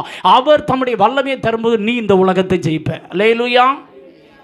நீ உன் சுயத்தை சாகடிக்க, இன்னைக்கு நிறைய பேர் சுயத்தெல்லாம் சாகடிக்க என்ன செய்யறதில்ல? விரும்புறதில்லை. கர்த்தருடைய சத்தத்தை கேட்க விரும்புறதில்லை. முழங்கால் போட்டு அவர் ஜெபம் பண்ணி அவர் என்னோடு பேசணும் அப்படிங்கிறத என்ன செய்யறதில்லை? விரும்புகிறதே இல்லை. உங்களால் 1 மணி நேரம் முழங்கால் போட முடியலையா? 10 நிமிஷம் முழங்கால் போடுங்க. நான் உண்மையை சொல்கிறேன். நீங்கள் முழங்கால் போடுங்க, ஆவியான உங்களை 1 மணி நேரம் ஜெபிக்க வைப்பார். அல்லேலூயா. சாத்தான் உன் காதில் வந்து சொல்வான், நீ ரொம்ப பலவீனமாக இருக்க, உன் சரீரம் அப்படி இருக்குது, இப்படி இருக்குது, நீ எப்படி போடுவ அப்படின்னு. ஆனால் நீங்கள் போட்டு தான் பாருங்களேன், அதுக்கடுத்து அந்த பலவீனம் என்ன செஞ்சிருந்து தெரியுமா? ஓடி போயிடும். அல்லேலூயா. நீங்கள் வல்லமையை பெற்றுக்கொள்ள வேண்டுமானால் அலங்கார வஸ்திரம், அலங்கார வஸ்திரம்னா என்ன தெரியுமா? அதுதான் ரட்சிப்பின் வஸ்திரம், அதுதான் உன் வாழ்க்கையில் துதியின் வஸ்திரம், அதுதான் உன் வாழ்க்கையில் பரிசுத்த வஸ்திரம், அதுதான் உன் வாழ்க்கையில் பலனாகிய வஸ்திரம். இப்படி பல வஸ்திரங்களை கர்த்தர் உனக்கு தருவார். எப்போ தெரியுமா? நீ தேவ சமூகத்தில் முழங்கால் போட்டு என்ன செய்யணும்? ஜெபம் என்றாலே முழங்கால் தாங்க. ஜெபம் என்றாலே யுத்தங்க. இன்னைக்கு நிறைய பேர் என்ன செய்யல, நட்சத்திரங்களாக பிரகாசிக்கணும் அப்படின்னா நீ என்ன பண்ணணும்? முதல்ல ஜெபம் பண்ணணும். ஜெபம் பண்ணால் உன் வாழ்க்கையில் நீ சந்திக்கிற போராட்டத்தை உன்னால் என்ன செய்ய முடியும்? ஜெயிக்க முடியும். ஜெபம் பண்ணலை அப்படின்னா உன் வாழ்க்கையில் நீ சந்திக்கிற போராட்டத்தில் இன்றைக்கி நிறைய பேரை பார்த்துட்டேன், மனநல பாதிக்கப்படுறாங்க. ஐடி ஃபீல்டுன்னு என்றைக்கு வந்துச்சோ இன்றைக்கி நிறைய பேருக்கு ப்ரெஷர் குறைய மாட்டேங்குது. நிறைய பேருக்கு திக்கிட்டான புதுசு வியாதி வருது, கேன்சர் வியாதி வருது. இதெல்லாம் நீங்கள் நினைக்கிறீங்க இது இயற்கையான வியாதி. இயற்கையெல்லாம் கிடையாது. இது ஒரு இருள், இது ஒரு அந்த வியாதி இந்த வியாதின்னு வருதில்ல, இதெல்லாம் இருள். இந்த இருளை மேற்கொள்ளணும் உங்கள்கிட்ட என்ன இருக்குன்னு தெரியுமா? வெளிச்சம் இருக்கணும். உங்கள்கிட்ட வெளிச்சம் எப்போ இருக்கும்? உன் வாழ்க்கையில் வெளிச்சம் எப்போ வெறியும்? நீ ஜெபம் பண்ணும்போது, வேதத்தை தியானிக்கும் போது அது கொழுந்து விட்டு என்ன செய்யும்? ஏரியா. நீ ஜெபம் பண்ணாமல், நீ வேதத்தை தியானம் பண்ணாமல், நீ சொந்த கதை, சோக கதை, உலக கதை, தெளிலால் கதையெல்லாம் தியானம் பண்ணிக்கிட்டு இருந்த அப்படின்னா உன் வாழ்க்கையில் இருக்கிற அந்த லைட்டை எரிஞ்சிக்கிட்டு இருக்கு பார்த்தியா, சாத்தான் ஃபூன் ஊதிருக்கான். ஊதுனா புகை மட்டும்தான் வரும். என்ன வரும்? நிறைய கிறிஸ்தவனுக்கு என்ன தான் வந்துக்கிட்டு இருக்குது? சொல்லுங்கள். புகை வருது. உங்களே நீங்கள் கேட்டு பாருங்கள், புகை வருதா இல்லை வெளிச்சம் வருதான்னு. நிறைய குத்து விளக்கு எப்பொழுது என்ன செய்யணுமா? எரிந்து கொண்டு இருக்கும். நிறைய பேர் எரியறதுக்கு விறகு கட்டையை வைக்கிறது இல்லை. விறகு கட்டை என்ன தெரியுமா? ஜெபம் ப்ளஸ் மெடிடேஷன். வேதத்தை தியானம் பண்ணணும். வாசிக்கிறத சொல்ல வேதத்தை என்ன செய்யணும்? அசை போடணும். ஒரு வசனத்தை 3 தடவை வாசித்து என்ன செய்யணும்? நிரப்பணும். முதல்ல நீங்கள் பிரகாசிக்கணும் அப்படின்னா ஜெபியுங்கள். ரெண்டாவது நீங்கள் பிரகாசிக்கணும் அப்படின்னா நீங்கள் என்ன செய்யணும் தெரியுமா? மத்தேயு எழுதின சுவிசேஷம் 5ஆம் அதிகாரத்தில் 14ஆம் வசனத்திலிருந்து வாசிங்க பார்க்கலாம். நீங்கள் பிரகாசிக்க வேண்டுமானால் நீங்கள் என்ன செய்யணும்? நீங்கள் உலகத்துக்கு வெளிச்சமாய் இருக்கிறீர்கள். நீங்கள் உலகத்துக்கு வெளிச்சமாய் இருக்கிறீர்கள். மலையின் மேல் இருக்கிற பட்டணம், மலையின் மேல் இருக்கிற பட்டணம் மறைந்திருக்க மாட்டாது. விளக்கை கொளுத்தி மரக்காலால் மூடி வைக்காமல் விளக்கு தண்டின் மேல் வைப்பார்கள். அப்பொழுது அது வீட்டிலுள்ள யாவருக்கும் வெளிச்சம் கொடுக்கும். இவ்விதமாய் மனுஷர் உங்கள் நற்கிரியைகளை கண்டு பரலோகத்தில் இருக்கிற உங்கள் பிதாவை மகிமைப்படுத்தும்படிக்கு உங்கள் வெளிச்சம் அவர்கள் முன்பாக பிரகாசிக்க கடவுது. அப்ப இரண்டாவது ஒரு தேவ பிள்ளை பிரகாசிக்கணும்னா நற்கிரியை செய்யணும். என்ன கிரியை செய்யணுங்க? இந்த உலகம் முழுவதும் என்ன கிரியை செய்யுதுன்னா துர்க்கிரியை தான் செய்யுது. ஏன்னா அவன் பிறப்பே அதுதான். அவன் இருளுக்குள்ளே தான் பிறக்கிறான், இருளுக்குள்ளே தான் வாழ்கிறான், இருளுக்குள்ளேயே செத்து போகிறான். அதனால தான் இயேசு கிறிஸ்து ஒரு சீசனை பார்த்து சொன்னார், மரித்தோர் தங்கள் மரித்தோரை என்ன செய்யட்டும்? அடக்கம் பண்ணட்டும். நீ என்ன செய்ய? என்ன பின்பற்றி? அவங்கள செத்து போனவங்க. இயேசு உனக்குள்ளே வந்தால் தான் வெளிச்சம். அப்போ நீ நற்கிரியை செய்யணும் அப்படின்னா உன் வாழ்க்கையில் ஏழைகளுக்கு ஹெல்ப் பண்ணணும். என்ன செய்யணுங்க? ஏழைகளுக்கு என்ன செய்யணும்? ஹெல்ப் பண்ணணும். மற்றவங்களை நேசிக்கணும். நம்மளால் முடிந்த மட்டும் ஹெல்ப் என்ன செய்யணும் தெரியுமா? பண்ணணும். அப்பொழுது வெளிச்சம் உன் வாழ்க்கையில் என்ன செய்யும் தெரியுமா? உதிக்கும். இதை குறித்து வேதம் சொல்லுகிறது. ஏசாயா எழுதின தீர்க்க தரிசன புஸ்தகம் 58ஆம் அதிகாரம் 7ஆம் வசனம் 8ஆம் வசனத்தை வாசிப்போமாக. பசி உள்ளவனுக்கு உன் ஆகாரத்தை பகிர்ந்து கொடுக்கிறதும் துரத்துண்ட சிறுமையானவர்களை வீட்டிலே சேர்த்துக் கொள்ளுகிறதும் வஸ்திரம் இல்லாதவனை கண்டால்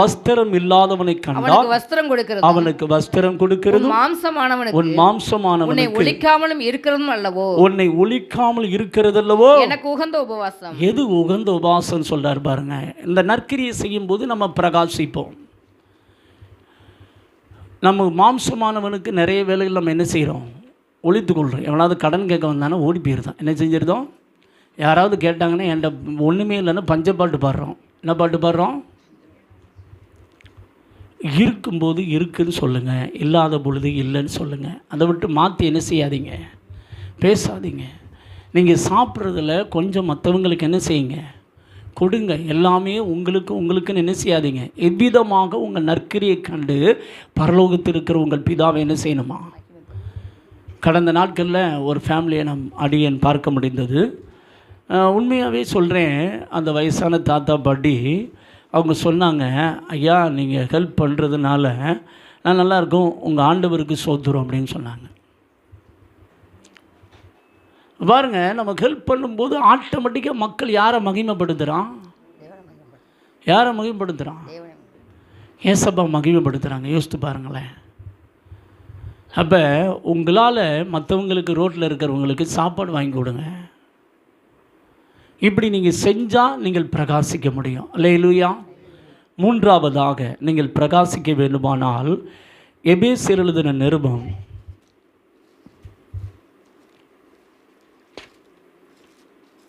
5ஆம் அதிகாரம் 14ஆம் வசனம் வாசிங்க பார்க்கலாம். ஆதலால் தூங்குகிற நீ விழித்து மரித்தோரை விட்டு எழுந்திரு, அப்பொழுது கிறிஸ்து உன்னில் என்ன செய்வாரா? பிரகாசிப்பார். இப்போ உங்கள் வாழ்க்கையில் கர்த்தருடைய மகிமை வெளியரங்கமாகணும், நீங்கள் பிரகாசமாக இருக்கணும் அப்படின்னு நினச்சிங்கன்னா முதலாவது ஜெபியுங்கள், வேதத்தை தியானம் பண்ணுங்க. ரெண்டாவது நீங்கள் என்ன செய்யணும்? நற்கிரியைகளை என்ன செய்யணும். அதுதான் தேவனுக்கு உகந்த உபவாசம். நம்ம ஏசாயில் அடுத்த வசனத்தை வாசிக்காமல் விட்டுட்டோம். அடுத்த வசனத்தையும் வாசித்துருங்க பார்க்கலாம். ஏசாயா 58 அப்பொழுது விடிய கால வெளுப்பை போல வெளிச்சம் எழும்பி உன் சுக வாழ்வு என்ன செய்யுமா? சீக்கிரத்தில் துளிர்க்கும். உன் நீதி உனக்கு முன்னாலே செல்லும். கர்த்தருடைய மகிமை உன்மேல் என்ன செய்யுமா? பின்னாடி காக்கும். நல்லா கவனிங்க, கர்த்தருடைய மகிமை 2 வேளையில பிரகாசிக்குது. ஒன்று, ஜெபிக்கும் போது கர்த்தருடைய மகிமை வெளியரங்கமாகுது. ரெண்டாவது, நற்கிரியை செய்யும் போது கர்த்தருடைய மகிமை என்ன செய்யுது? வெளியரங்கமாகுது. அப்போ நீங்கள் பிரகாசிக்கணும் அப்படின்னா, உங்களால் ஒருத்தனுக்கு ஹெல்ப் பண்ண முடியும் அப்படின்னா ஹெல்ப் பண்ணுங்க. நன்மை செய்ய அறிந்திருந்தும் அதை செய்யாமல் போனால் அது அவனுக்கு என்னது? பாவம் என்று புதிய ஏற்பாட்டில் ஆவியானவர் எழுதுகிறார். இன்றைக்கி நிறைய பேருக்கு நன்மை செய்ய திராணி இருக்கும், ஆனால் என்ன செய்ய மாட்டாங்க. இன்றைக்கி மனுஷனுக்கு இருக்கிற மிகப்பெரிய முக்கியமான எதிரி என்ன தெரியுமா? சுயம். நம்மகிட்ட இருக்கிற ஒரு மிகப்பெரிய முதல் எதிரி எது தெரியுமா? சுயங்க. எப்பயுமே நம்ம நல்லா இருக்கணும் அப்படிங்கிற புத்தி மட்டும்தான் நமக்கு இருக்கும். நான் நல்லா சாப்பிட்ணும், நான் நல்லா ட்ரெஸ் கொடுத்தணும், நான். ரெண்டாவது எதிரி யார் தெரியுமா? பிசாசு. முதல் எதிரி யார் தான்? சுயந்தாங்க. நமக்குள் இருக்கிற எதிரியே சுயந்தான். ஆனால் அந்த சுயம் சாகிற இடம் எது தெரியுமா? முழங்கால நின்று ஜெபிக்கணும். படுத்துக்கிட்டு ஜெபம் பண்ணுறதை சொல்லலை, புரியுதா? படுத்துக்கிட்டு ஜெபம் பண்ணாலும் நீ ஜெயிக்க மாட்ட. என் வாழ்க்கையில் முழங்கால் போடும்போது தான் என்ன எதிரி நிற்கிறான் அப்படிங்கிறத கர்த்தர் எனக்கு காமிக்கிறாரு. நம்ம உட்காந்து ஜெபம் பண்ணோம் அப்படின்னா அப்படிலாம் தெரியறதில்ல. நம்ம எப்பயும் போல் நார்மலாக ஜெபம் பண்ணிட்டு ஓடுறோம். ஆனால் முழங்கால் போட்டால் தெரியுது எந்த எதிரி போராடுறான், ஏன் போராடுறான். முதலாவது அதை கண்டுகொள்ள முடியுது. ரெண்டாவது, ஆண்டவர் சொன்னார், நீ 1 மணி நேரம் முழங்கால் போட்டு ஜெபம் பண்ணனா ஒரு காரியத்தை குறித்து நான் உன்னோடு பேசுவேன் அப்படின்னு என்ன ஆண்டவர் பேசியிருக்காரு. முழங்கால் போடாமல் நம்ம என்ன ஜெபம் பண்ணாலும் அதை பெற்றுக்கொள்ள முடியல. தேவ பிள்ளையே, உன் வாழ்க்கையில் மனுபுத்திரனே காலொன்றினில் அப்பொழுது நான் உன்னோடு பேசுவேன். எசேக்கியேல் 2ஆம் அதிகாரத்தில் கர்த்தர் பேசுகிறாரு. மனுபுத்திரனே காலொன்றினா முழங்காலில் நில்லுன்னு அர்த்தம். அல்லேலூயா. முழங்காலில் நின்னா நீ கர்த்தருடைய சத்தத்தை கேட்க முடியும். யாருடைய சத்தத்தை கேட்க முடியும்? முழங்காலில் நில்லுங்க. முடியாதவங்க 10 நிமிஷமாவது போடுங்க. டோட்டலாக போடாமல் என்ன செய்யாதீங்க, இருக்காதீங்க. உன்னால் 5 நிமிஷம் போட முடியுமா? போடு. அந்த போட்டுட்டு ஆண்டவர்கிட்ட கிருபை கேளு. 1 மணி நேரம் என்ன செய்யணும்? போடணும் அப்படின்னு கேளு. கர்த்தர் கிருபை தருவார். அல்லேலூயா. ஆமாம், அப்போ தான் ஜெயிக்க முடியும். மூன்றாவது, நீங்கள் ஜெயிக்கணும் அப்படின்னா தூக்கத்தை விட்டு என்ன செய்யணுமா? எழும்பணுமா? மரித்தோரை விட்டு எழுந்துரு அப்படின்னு போட்டிருக்கு. மரித்தோர்னா யார் தெரியுமா? ரட்சிக்கப்படாதவங்கன்னு அர்த்தம். உங்களுடைய ஐக்கியம் ரட்சிக்கப்படாதவங்களோடு இருந்தால் நீங்கள் பிரகாசிக்கவே முடியாது. இன்றைக்கி நிறைய பேர் டம்மி பீஸாக போயிருந்தாங்க. ஏன் டம்மி பீஸாக ஆகிறான் அப்படின்னா, சபையோடு ஐக்கியம் இல்லை, ஜெபிக்கிறவங்களோட ஐக்கியம் இல்லை, தனியாகவே வாழ்கிறது. சிம்சோன் இருளடைந்ததுக்கு காரணம் என்ன தெரியுமா? சிம்சோனுடைய வாழ்க்கையில் தனி ஜெபம் இருந்தது, ரொம்ப நல்லது. ஆனால் அவனுடைய ஐக்கியம் யாரோடு இருந்தது தெரியுமா? மரித்தவங்களோடு இருந்துச்சு. அவனுடைய ஐக்கியம் செத்தவங்களோடு இருந்ததுனால அவன் இருளடைந்து போனான். உன் வாழ்க்கையில் ஐக்கியம் எதோடு இருக்குது? இந்த செத்தவன் வேறு யாரும் கிடையாது. செத்தவன் யார் சொல்லுங்கள்? இன்றைக்கி மனுஷனோடலாம் ஐக்கியப்படுறதில்லை. மனுஷனோட ஐக்கியப்படுறானா? ஏஐ டெக்னாலஜியோட வேணா நாங்கள் ஐக்கியப்படுவோமே ஒழிய யாரோட ஐக்கியப்பட மாட்டோம். வாட்ஸ்அப்பில் ஏஐ டெக்னாலஜி வந்துடுச்சு தெரியுமா உங்களுக்கு? அது ஒரு அசுத்தாவி. கல்யாணம் முடிக்கிறது ஏஐ டெக்னாலஜி தான் கல்யாணம் முடிக்கிறேன் இப்போ ஃபாரினில், தெரியுமா உங்களுக்கு? மனுஷன் கல்யாணம் முடிக்கிற காலம்லாம் முடிவுக்கு வந்துக்கிட்டு இருக்குது. இதெல்லாம் எதை காட்டுது? இதான் மரித்தோரோடு உங்களுடைய ஐக்கியம். நீங்கள் ரொம்ப டம்மி பீஸாக உங்களால் ஜெபிக்க முடியல, எலும்பி பிரகாசிக்க முடியல, உங்களால் வேதத்தை வாசிக்க முடியல அப்படின்னா உங்கள் ஐக்கியத்தை கவனித்து பாருங்கள். என் ஐக்கியம் ஜெபிக்கிறவங்களோட இருக்குதா? வேதத்தை தியானிக்கிறவங்களோடு இருக்குதா? இன்றைக்கி நிறைய பேர் ஜெபிக்கிறவங்களோட ஐக்கியமே என்ன செய்கிறதில்ல. இந்த வாரம் ஞாயிற்றுக்கிழமை போனால் அடுத்த வாரம் ஞாயிற்றுக்கிழமை தான் ஐயா சபைக்கு என்ன செய்கிறாரு வர்றது. வந்து என்ன செய்கிறேன்னா அங்கேருந்து தூசியை தட்டிட்டு பைபிள் என்ன செய்வார் அப்படி புரட்டி பார்ப்பார். பார்த்துருக்கீங்களா? இப்படிலாம் இருந்தால் என்ன செய்ய முடியாது, பிரகாசிக்க. உங்களுடைய ஐக்கியம் ஜெபிக்கிறவங்களோடு இருக்கணும். எப்போ பார்த்தாலும் வேலைன்னு உட்காந்திங்கன்னா நீங்கள் பிரகாசிக்கலாம். வேலை பார்க்குறவங்க ஜெபிக்க முடியாதா? ஜெபிக்க முடியுங்க. தானியேல் 127 நாடுகளின் நிதியமைச்சர், அவரே 3 வேளை ஜெபம் பண்ணார். அப்போ உங்களால் ஜெபிக்க முடியாதா? தானியேலுக்குள்ள தனி ஜெபம் இருந்துச்சு. அதே வேளை தன்னுடைய சிநேகிதர்களோடு சேர்ந்து ஜெபிக்கிற அனுபவம் இருந்துச்சு. இயேசுவுக்கு தனி ஜெபம் இருந்துச்சு. அதே வேளை அவர் சீசர்களோடு என்ன செய்தார்? ஜெபம் பண்ணார். உங்களுடைய வாழ்க்கையில் நீங்கள் தனி ஜெபம் இருக்கணும், சேர்ந்து ஜெபிக்கிறவங்களோடு என்ன இருக்கணும்? ஐக்கியம் இருக்கணும். அப்போ தான் நீங்கள் பிரகாசிக்க முடியும். உங்களை சரியான விதத்தில் சத்தியம் சொல்லுகிறவங்களோட ஐக்கியம் வைத்துக் கொள்ளுங்கள். இன்றைக்கி உபதேசத்தில் கோளாறு இருக்குது தெரியுமா உங்களுக்கு? நம்ம ராஜபாளையத்திலே பார்த்தீங்கன்னா அந்த மொட்டை மாடி இருக்குது. அந்த மொட்டை மாடிக்கு மேலே இருக்கிறவங்க ஒன்லி ஜீசஸ்னு உட்காந்துருக்காங்க. சில இந்த ராஜபாளையத்தில் துருபதேசம் பண்ணுறவங்க இருக்கிறாங்க. துருபதேசம் பண்ணுற சபைக்கு போனாலோ, துருபதேசம் பண்ணுறவங்களுடைய உபதேசத்தை கேட்டாலோ நீங்கள் பரலோகம் போக முடியாது. கன்ஃபார்ம், அதில் எந்த மாற்றம் கிடையாது. அங்கே அற்புதம் கூட நடக்கலாம். மாதா கோயிலில் கூட அற்புதம் நடக்குது, சரிதானே? சிலை வழிபாடு வச்சுருக்க தவறான உபதேசம் பண்ணுறவங்களாம் அற்புதம் பண்ணுறாங்க. ஆனால் கர்த்தர் என்ன செய்ய மாட்டார்? அங்கீகரிக்க மாட்டார். பரலோகத்துக்கு போனால் போக முடியாது. இங்கே வந்து டாட்டா காமிச்சிக்கலாம், அது ஒன்றுமே என்ன செய்ய முடியாது, நடக்காது. நம்முடைய வாழ்க்கையில் நம்ம பிரகாசிக்கணும் அப்படின்னா சரியான சத்தியத்தை சொல்லுகிற நம்ம மேலே நம்மளோடு கூட கரிசனை உள்ள தேவ ஊழியர்களோடு தேவ பிள்ளைகளோடு எப்படி இருக்கணும்? ஐக்கியமாக இருந்தீங்கன்னா நீங்கள் என்ன செய்யலாம்? பிரகாசிக்கலாம். நட்சத்திரமாக கர்த்தர் வாழ வைக்க விரும்புகிறார். நமக்கு இதோட நமக்கு நேரம் என்ன செஞ்சு போச்சு, முடிஞ்சிருச்சு. ஒரே ஒரு காரியத்தை மட்டும் சொல்லிடுவோம். ஆண்டவர் முதலாவது நாம் பிரகாசிக்க வேண்டும் என்று விரும்புகிறார். ரெண்டாவது கர்த்தர் எது நடுவில் உலாவினார் தெரியுமா? 7 நட்சத்திரத்தை கையில் வச்சுருந்தார். அதுக்கடுத்து 7 பொன் குத்துவிளக்குகளின் மத்தியிலே தேவனாகிய கர்த்தர் என்ன செய்தார்? உலாவினார்.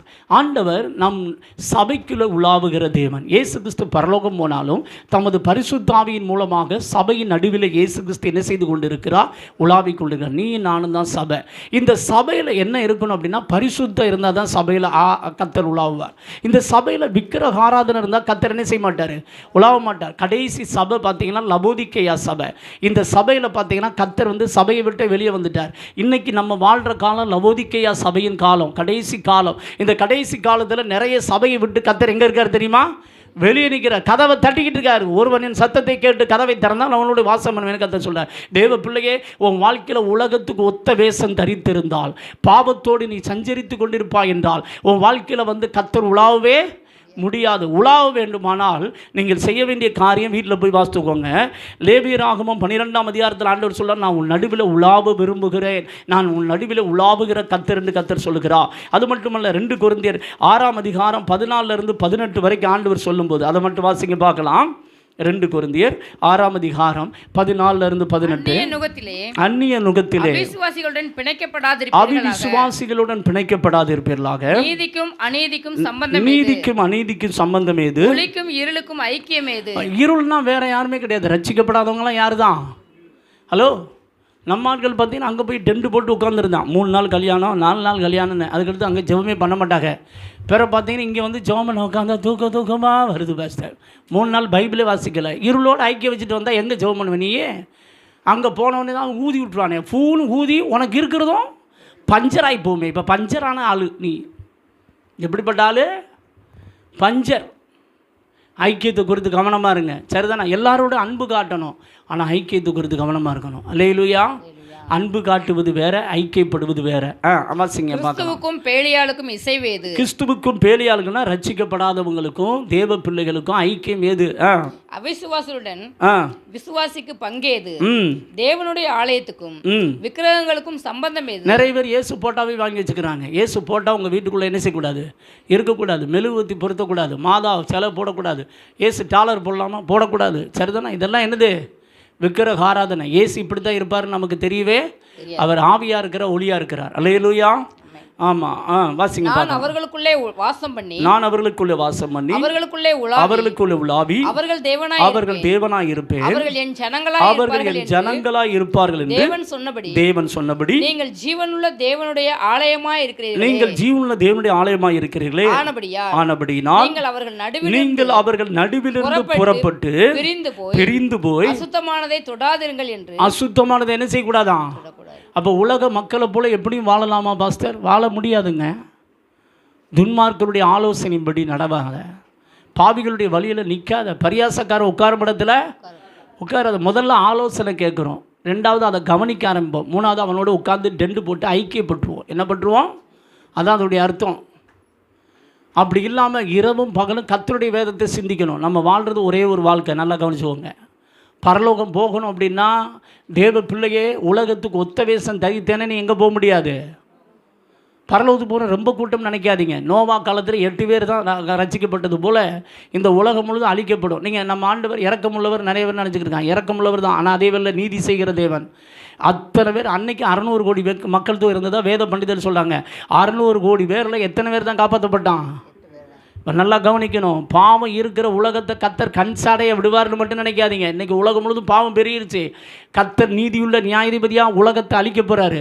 உலகம் அழிகிறதுக்கு முன்னாடி சபையாகிய மனவாட்டியை கர்த்தர் மத்திய ஆகாயத்தில் எடுத்துக்கொள்ள போகிறார்.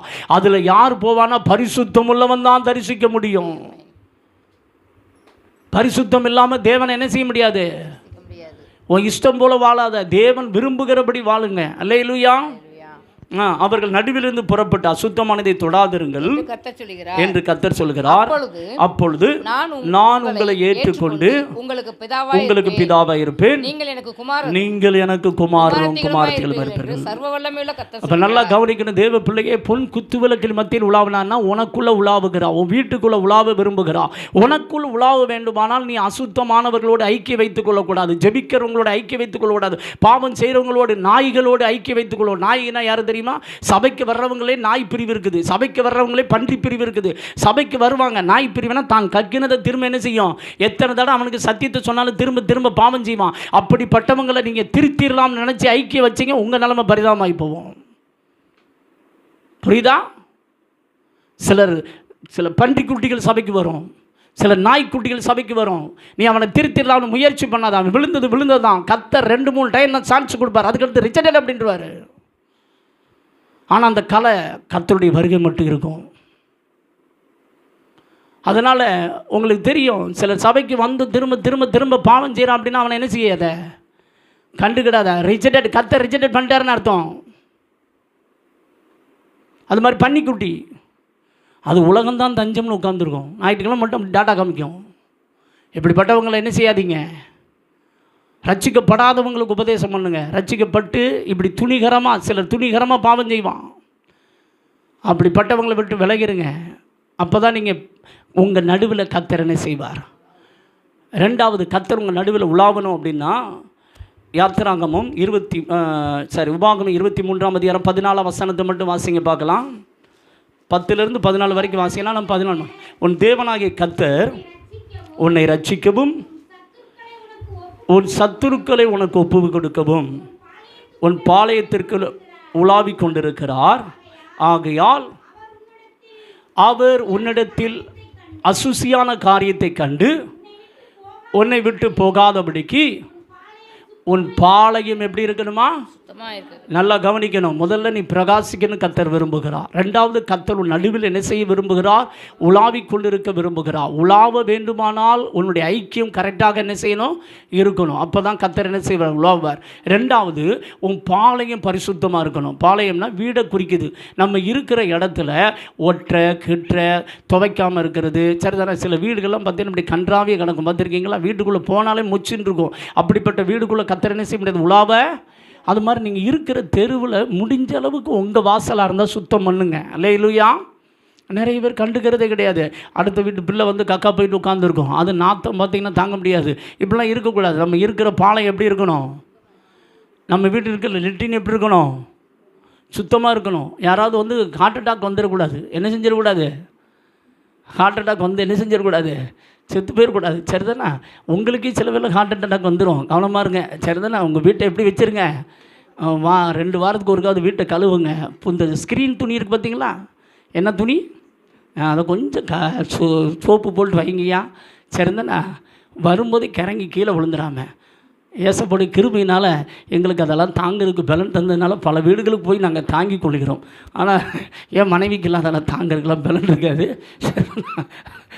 சிலருக்கு தாங்க முடியாது, கிறங்கி கீழே விழுந்துருவாங்க. உங்கள் வீடு எப்படி இருக்கணும் சொல்லுங்கள். சில வீட்டில் பெட்டுன்னு ஒன்று இருக்குது, பார்த்துருக்கீங்களா? என்னது? நிறைய பேர் ஏன் ஏசு சுகமாக்குறது இல்லை தெரியுமா உங்களுக்கு? அந்த பெட்டுன்னு என்னைக்கு கண்டுபிடிச்சாங்களா, அது அது அது நொஞ்சி நூலாக தண்டி அதை விடவே மாட்டாங்க, பார்த்துருக்கீங்களா? அப்படிலாம் வச்சுருக்காதீங்க. தயவு செய்து இருக்கிற இடத்த கொஞ்சம் என்ன செய்யுங்க. கர்த்தர் உலாவிக் கொண்டிருக்கிறார். யார் உலாவிக் கொண்டிருக்கிறார்? 2 காரியத்திற்கு. 1 உன்னை ரட்சிப்பதற்கு, 2 உன் எதிராளிகளோடு யுத்தம் பண்ணுவதற்கு. அல்லேலூயா. உனக்கு எதிராளிகளோட ஜெயவன்னா உன் வீட்டுக்குள்ளே கர்த்தர் உலாவுன்னா உன் வீட்டை சுத்தமாகிங்க. உங்கள் இறுதியமாக வீட்டை என்ன செய்யுங்க, சுத்தமாகிங்க. 2மே சுத்தமாக இருக்கணும். அல்லேலூயா. சுத்தமாக இருந்தால் கர்த்தர் உலாவுவார். உலாவும் பொழுது மட்டுமல்ல, கர்த்தர் உன்னோடு பேசுவார். அல்லேலூயா. யாரோடு கர்த்தர் பேசுவார்? உன் வீட்டுக்குள்ளே உலாவினா தான் அவர் பேசுவார். நிறைய பேரோடு கர்த்தர் பேச முடியல. ஏன் தெரியுமா? உன் வீட்டுக்குள்ளே உலாவுறதுக்கே நீ என்ன செய்கிறதில்ல, இடமே கொடுக்கறதில்ல. சில ஆட்கள் குளிக்க மாட்டாங்க, பார்த்துருக்கீங்களா? அப்படியே இந்த சொப்பு பிடிச்ச ஆள்கள் மாதிரியே அப்படி உட்காந்துருப்பான், பார்த்துருக்கீங்களா? தயவு செய்து சொல்கிறேன், காலையில் ஒரு 10 மணிக்குள்ளே என்ன செஞ்சுருங்க, குளிச்சிருங்க. அல்லேலூயா. குளித்து முடிஞ்ச அளவுக்கு கந்தையானாலும் கசக்கி கட்டு கூழானாலும் அந்த பழமொழியை ஃபாலோ பண்ணுங்கள். அப்போ கர்த்தர் உங்கள் வீட்டுக்குள்ளே என்ன செய்வார், உங்கள் வீட்டை சுத்தமாகிங்க. உங்கள் வீட்டில் ரசிக்கப்படாத ஆள் ரசிக்கப்பட்டுருவான். அல்லேலூயா. உங்கள் ஜெபத்தை கண்டு கர்த்தர் அங்கே கிரியை செய்வார். அல்லேலூயா. எல்லாரும் எழுந்து நிற்போமாக. அல்லேலூயா. எபேசு சபையின் தூதனுக்கு கர்த்தர் பேசின முதல் 2 காரியத்தை தான் நம்ம இப்போ பார்த்துருக்கோம். 1, நீங்கள் நட்சத்திரங்களைப் போல பிரகாசிக்க வேண்டும் என்று கர்த்தர் விரும்புகிறார். 2, கர்த்தர் உங்கள் நடுவில் உலாவ விரும்புகிறார். நீங்கள் பிரகாசிக்க வேண்டுமானால் நீங்கள் ஜெபிக்க வேண்டும், நற்கிரியைகளை செய்ய வேண்டும், மரித்தோரை விட்டு நீங்கள் பிரிய வேண்டும். மரித்தோர்னா ரட்சிக்கப்படாதவங்களோடு போய் உட்காந்துட்டு புரணி பேசுகிறது. ஏக்கா அவங்க எப்படி இருக்காங்க, இவங்க எப்படி இருக்காங்க, இந்த புரணி பேச்சு, குறை பேச்சு, அப்படி போயிட்டா இவ இப்படி போயிட்டா, இந்த பேச்செல்லாம் என்ன செய்யணும், நிப்பாட்டணும். ஏக்கா உனக்கு அவனை பற்றி தெரியுமா, அவனை பற்றி இவனை பற்றிலாம் உனக்கு தெரிஞ்சு என்ன பண்ண, ஒரு பிரயோஜனம் கிடையாது. இயேசுவை மட்டும் தெரிஞ்சுக்கோ. அல்லேலூயா. யாரை மட்டும்தான் தெரியணும், இயேசுவை மட்டும் தெரிஞ்சால் பரலோகம் போகலாம். அல்லேலூயா. உனக்கு செல்ஃபோனை பற்றி தெரியலாம் அவசியம் இல்லை. நிறைய பேருக்கு செல்ஃபோன் தெரியலன்னு கவலைப்படுறான். செல்ஃபோன் தெரியலன்னா பரவாயில்லன்னு தோணுது. இப்போ இருக்கிற நிலைமையை பார்க்கும்போது தெளிலால் உனக்கு தெரியாவிட்டால் நல்லது தான். சரிதான், போத்திப்பா தெரியாவிட்டால் நல்லது தான். எனக்கு பட்டன் ஃபோன் மட்டும்தான் தெரியும் அப்படின்னா ரொம்ப சந்தோஷப்படுங்க. அல்லேலூயா. ஏன்னா அறிவு பெருத்தமே நோவு பெருத்தவனாக இருக்கிறான். ரொம்ப பேர் இப்போ இதிலே தான் நோண்டிக்கிட்டு இருக்காங்க. சரி, ஜோமனுமா கரங்களை உயர்த்தி, ஆண்டவரே என் வாழ்க்கையில் அப்பா பிதாவை ஜெபிக்கக்கூடிய கிருபையை தாங்க. ஆண்டவர் எனக்கு இப்போ சொல்கிறாரு, சிலர் இந்த இடத்துல ஜெபிக்க முடியாமல் ரொம்ப தடுமாறுறீங்க. ஆனால் நீ உண்மையாக விசுவாசித்து இப்போ நான் ஜெபிக்க விரும்புகிறேன், 1 மணி நேரம் நான் முழங்கால் போட்டு ஜெபிக்க விரும்புகிறேன், அதற்கு என்ன அர்ப்பணிக்கிறேன், எனக்கு கிருபை தானுன்னு யார் கேட்குறாங்களோ அவங்களுக்கு தர விரும்புகிறேங்காரு. அப்படிப்பட்டவங்க முடிஞ்சால் முழங்கால் போடுங்க பார்க்கலாம். 1 நிமிஷம் தான் முழங்கால் போட போகிறீங்க. 1 நிமிஷம் முழங்கால் போட்டு நான் 1 மணி நேரம் முழங்கால் நின்று ஜெபிக்க விரும்புகிறேன் பாஸ்டர், கர்த்தர் என்னை நிரப்பணும் அப்படிங்கிறவங்க கர்த்தர் கேட்கும்படி சொல்லுகிறார். வாயை திறந்து, ஏசப்பா நான் 1 மணி நேரம் தினமும் முழங்கால் போட்டு நேர் முழங்காலில் நின்று ஜெபிக்கணும் ஆண்டவரே, அதை நான் விரும்புகிறேன். முதல்ல விரும்புகிறேன்னு சொல்லுங்கள். விரும்புகிறேன் ஆண்டவரே, அதற்கு என்னை அர்ப்பணிக்கிற ஆண்டவரே, என்னை ஜெப ஆவியினால் நிரப்புங்க, எனக்கு ஜெபிக்கக்கூடிய கிருபையை தாங்க. சொல்லுங்கள் பார்க்கலாம். எனக்கு ஜெபிக்கக்கூடிய கிருபையை தாங்க. அதுபோல் நான் மற்றவங்களுக்கு உதவி செய்யணும். சொல்லுங்கள் பார்க்கலாம். நான் மற்றவங்களுக்கு உதவி செய்யணும்ப்பா, உதவி செய்யக்கூடிய கிருபை எனக்கு தாங்க. அதுபோல் என்னுடைய ஐக்கிய ஆவிக்குரியங்களோடு இருக்க எனக்கு உதவி செய்யுங்க. சொல்லுங்கள் பார்க்கலாம். என்னுடைய ஐக்கிய ஆவிக்குரியங்களோடு இருக்கணும்ப்பா, தேவையற்றவங்களோடு இருக்கக்கூடாது. நான் உலகத்தில் பிரகாசிக்கணும், எனக்கு கிருபை தாங்க. கேளுங்க பார்க்கலாம். கிருபை தாங்க. அதற்காக உமக்கு ஸ்தோத்திரம், அதற்காக உமக்கு ஸ்தோத்திரம். ஏசப்பா, நான் பரிசுத்தமாய் வாழ என்னை அர்ப்பணிக்கிறேன். சொல்லுங்கள் பார்க்கலாம். பரிசுத்தமாய் வாழ என்னை அர்ப்பணிக்கிறேன். என் வாழ்க்கையில் இருக்கிற அசுத்தத்தை நீக்குங்க. சொல்லுங்கள் பார்க்கலாம். என் வாழ்க்கையில் இருக்கிற அசுத்தத்தை நீக்குங்கப்பா. தவறான உபதேசங்களுக்கு என்னை விலக்கி காத்துக்கொள்ளுங்க. சொல்லுங்கள் பார்க்கலாம். தவறான உபதேசத்துக்கு என்னை என் சந்ததிகளை விலக்கி காத்துக்கொள்ளுங்க. உமக்கு நன்றி ஏசப்பா. அதுபோல் என் வீட்டை சுத்தமாக வைக்க நான் ஒப்பு கொடுக்குறேன். என்னை நிரப்புங்கன்னு சொல்லுங்கள் பார்க்கலாம். Thank you Lord, thank you Lord. இப்போ கர்த்தர் இறங்கி வருகிறார். இப்போ கர்த்தர் இறங்கி வருகிறார். அவர் வைராக்கியம் உள்ளவராக இறங்கி வருகிறார். ஆவியானவர் இப்போ உங்கள் மேலே ஜெப ஆவியை கர்த்தர் வைக்கிறாருங்க. யார் யாரெல்லாம் உண்மையை அர்ப்பணிக்கிறீங்களோ அவங்க மேலே ஒரு ஜெப அபிஷேகம் இறங்கி வருகிறது. பரிசுத்த ஆவியினுடைய வல்லமை இறங்கி வருகிறது. நீங்கள் பெற்றுக்கொள்றீங்க. கர்த்தருடைய அபிஷேகம் இறங்கி வருது. கர்த்தர் இப்போ உங்களை தொடுகிறார். கர்த்தர் இப்பொழுது உங்களை தொடுகிறார். கர்த்தருடைய அபிஷேகம் இறங்கி வருது. தகப்பனை கேட்கிற எவனும் பெற்றுக்கொள்ளணும்னு சொன்னீரேன். இப்பொழுது ஜெபிக்க அர்ப்பணித்த ஒவ்வொரு மேலும் ஒரு ஜெப அக்னி இறங்குவதாக. 1 மணி நேரமாவது நேரு முழங்கால் நின்று ஜெபிக்கக்கூடிய கிருபைகளை கர்த்தர்களுக்கு தருவீராக. தூக்கத்தின் ஆவியை மேற்கொள்ளக்கூடிய அபிஷேகம் இறங்குவதாக, இறங்குவதாக, இறங்குவதாக. பெற்றுக்கொள்ளுங்க. கர்த்தர் இப்போ உங்களை நிரப்புறாரு. கர்த்தர் இப்போ உங்களை நிரப்புறாரு பிரதர். கர்த்தர் உங்களை நிரப்புகிறார். கர்த்தருடைய அபிஷேகம் இறங்கி வருகிறது. Thank you Lord, thank you Lord, thank you Lord. நன்றி தகப்பனே. நீர் ஒவ்வொருவரையும் ஜெப ஆவி நான் நிரப்பினதுக்காய் ஸ்தோத்திரம். பரிசுத்தமான கிருபை தாரும். ஒவ்வொரு குடும்பங்களை கர்த்தர் ஆசீர்வதியும். இங்கே வந்திருக்கிற ஒவ்வொருவரும் இப்பொழுது இருக்கிறதை பார்க்கலாம். 1000 மடங்கு ஆவிக்குரிய வாழ்க்கையை கர்த்தர் ஆசீர்வதியும். 1000 மடங்கு இவங்க செய்கிற பிஸ்னஸ், தொழில், கைகளின் பிரயாசத்தை, வேலை வாய்ப்புகளை கர்த்தர் ஆசீர்வதிப்பீராக. 1000 மடங்கு இவர்கள் ஊழியத்தில் வளர்ந்து பெருகும்படி ஜெபிக்கிறேன். கர்த்தர் 1000 மடங்கு இவர்களை பிரகாசிக்க பண்ணுவீராக. தகப்பனே, வர தடைப்பட்ட மக்களுக்காய் ஜெபிக்கிறேன். ஒவ்வொரு வாரம் தடையின்றி வந்து சேர கர்த்தர் உதவி செய்யும். ஆசீர்வதிப்பீராக. உமக்கே மகிமை. இயேசுவின் நாமத்தில் ஜெபிக்கிறோம் நல்ல பிதாவே. ஆமென், ஆமென்.